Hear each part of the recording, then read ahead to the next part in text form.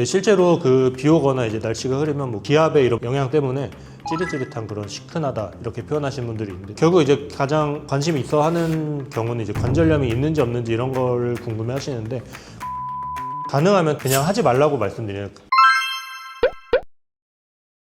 네, 안녕하세요. 저는 가재한태병원에서 정형외과 전문의로 일하고 있는 임경환이라고 합니다.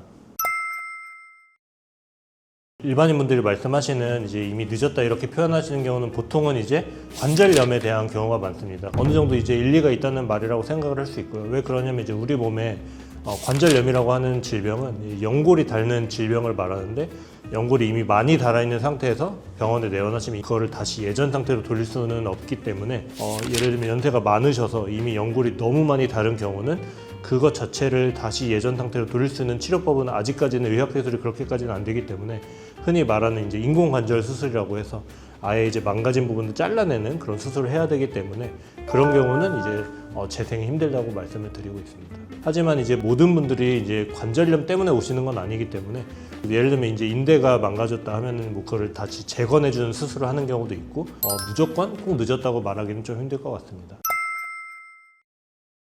그거는 이제 실제 그렇게 이제 이해를 할 수 있고요. 그거는 왜 그러냐면 이제 가만히 앉아 있거나 누워 있거나 이런 게 아니고 항상 서서 다니는 동물이기 때문에, 서 있을 때 그리고 걸어 다닐 때, 뛰어다니거나 이렇게 경사진대를 다닐 때는 1kg의 체중 자체가 무릎에 가해지는 부하는 보통 이제 훨씬 많다고 되어 있거든요. 걸어 다닐 때는 이제 3배에서 5배 정도, 뭐 뛰어다닐 때는 10배까지도 이제 늘어나기 때문에, 체중이 1kg만 감량이 돼도 무릎에 가해지는 부하는 그만큼 많이 줄어들기 때문에 체중 감량이 굉장히 이제 무릎 통증을 개선시키는데 좋은 방법 중에 하나로 보고 있습니다.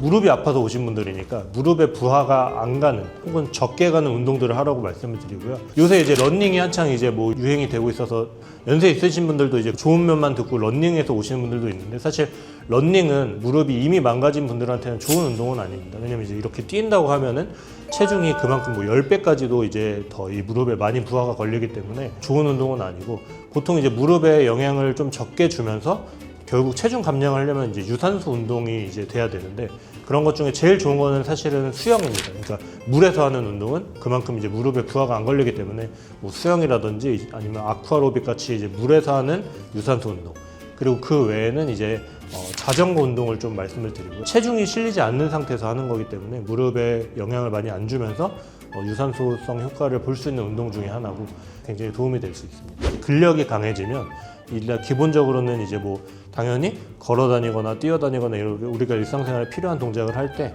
관절에 가해지는 부하를 줄일 수 있기 때문에, 이게 단기간에 뭐 진행되는 건 아니지만 장기적으로 이런 부하가 쌓이고 쌓여서 뭐 관절염이 생기거나 이런 무릎에 질환이 생기는 거라서 그런 거를 조금 예방하는 효과가 있을 수 있고, 현재 있는 무릎 통증을 줄여주는 데도 도움이 되기 때문에 이제 허벅지 주변에 근력을 강화시키는 운동들을 하라고 말씀드립니다.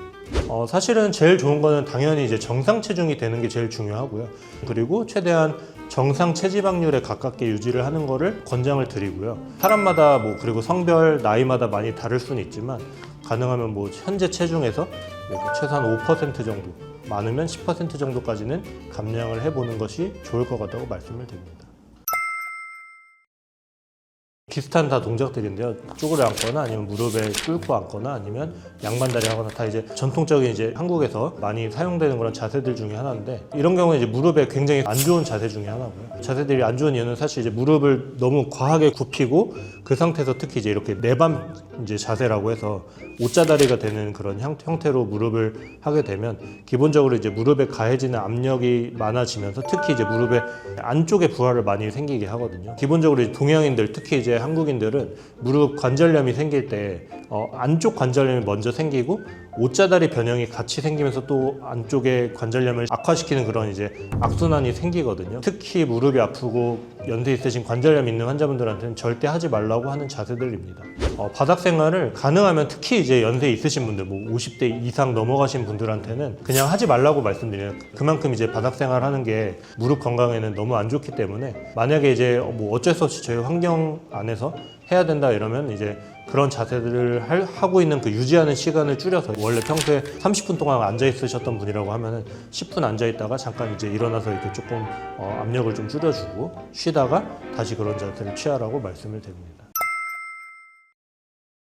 결국은 무릎 주변의 부하를 줄여주기 위해서 혹은 무릎에 생길 수 있는 어떤 부상을 줄여주기 위해서 이제 운동을 권유를 드리는 거기 때문에 뭐 스쿼트 이제 주로 앞쪽 허벅지 운동 혹은 뒤쪽 이제 대퇴 이두근 운동을 하시면 도움이 될 것 같습니다. 보통 이제 요새는 헬스장이 워낙 이제 뭐 많기도 하고 PT를 받는 경우도 굉장히 많아서 가능하면 운동 자세를 바르게 유지해야 이게 우리가 이제 관절에 도움이 되지.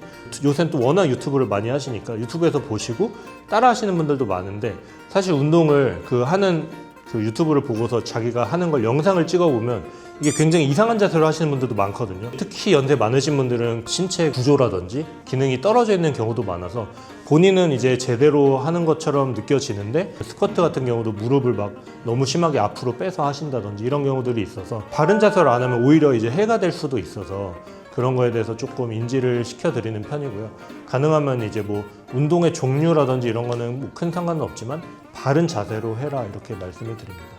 이미 무릎이 망가져 있는 분들, 예를 들면 퇴행성 관절염이 이미 진행이 되셨던, 특히 이제 뭐 저희가 관절염을 1, 2, 3, 4기로 나누는데 2기, 3기, 4기 이렇게 이제 진행이 된 관절염을 갖고 있는 분들은 러닝, 뛰는 동작 혹은 점프가 포함된 어떤 운동을 하는 동작은 좋지는 않습니다. 왜냐면 이제 점프 동작이나 이제 뛰는 동작을 했을 때 이미 망가진 관절을 더 망가지게 가속화할 수 있고 현재 생길 수 있는 통증을 악화시킬 수 있기 때문에 그런 뭐 뛰는 어떤 운동들은 피하라고 말씀을 드리고요. 연세 있으신 분들 중에서 특히 등산을 많이 하시는 분들도 많은데 이게 이제 무릎 상태가 건강할 때는 괜찮아요. 오히려 근력도 강화시킬 수 있고 여러 가지로 도움이 될 수 있지만 이미 무릎이 망가지신 분들은 경사를 왔다 갔다 하는 것 자체가 마찬가지로 무릎에 부하를 많이 줄 수 있기 때문에 이런 거는 좀 피하라고 말씀을 드립니다. 네, 실제로 비 오거나 이제 날씨가 흐리면 뭐 기압의 이런 문제 영향 때문에 무릎에 그런 부하가 더 생겨서 이런 통증이라든지 아니면 찌릿찌릿한 그런 시큰하다 이렇게 표현하시는 분들이 있는데 기존에 관절염이 조금 있으셨던 분들은 그렇게 느끼신다고 합니다. 저희가 이제 영양제 같은 경우 여러 가지 종류들이 있어요. 뭐 콘드로이친이라고 하는 것도 있고 뭐 MSM 이런 것들도 있고 글루코산 이런 것들도 이제 다 무릎 관절에 도움이 될 수도 있는 영양제라서 이걸 먹었을 때 저희가 이제 기대하는 게 뭐 증상이 아예 확실하게 아예 없어진다거나 혹은 이미 생긴 관절염이 예전 상태로 돌아간다 이런 걸 기대하고 먹는 건 아니고요. 이제 어느 정도 이런 현재 있는 증상 개선에 도움이 될 수도 있다 정도로 생각을 하시면서 드시면 될 것 같고 뭐 예를 들면 선물 받은 게 있으시다거나 뭐 관심이 있어서 이미 구매한 게 있으면 드시면 되고 이게 뭐 먹는다고 무조건 좋아지냐 관절염이 없어지냐 이렇게 여쭤보시는 분들도 진료실에서 있거든요. 그러면 그건 아니라고 말씀을 드립니다. 일단 이제 뭐 여러 가지 이런 질문들도 실제로 많이 여쭤보시는 질문 중에 하나인데요. 평소에는 그냥 온찜질을 하라고 말씀을 드리고요. 만약에 이제 운동을 하다가 삐끗했다거나 아니면 다친 다음에 이제 부어 있다거나 이제 급성 통증이 심하게 있거나 이런 경우에는 염증을 가라앉히거나 이런 효과가 있고 부종을 완화시켜주는 효과가 있기 때문에 그런 경우에는 냉찜질을 하라고 말씀을 드립니다.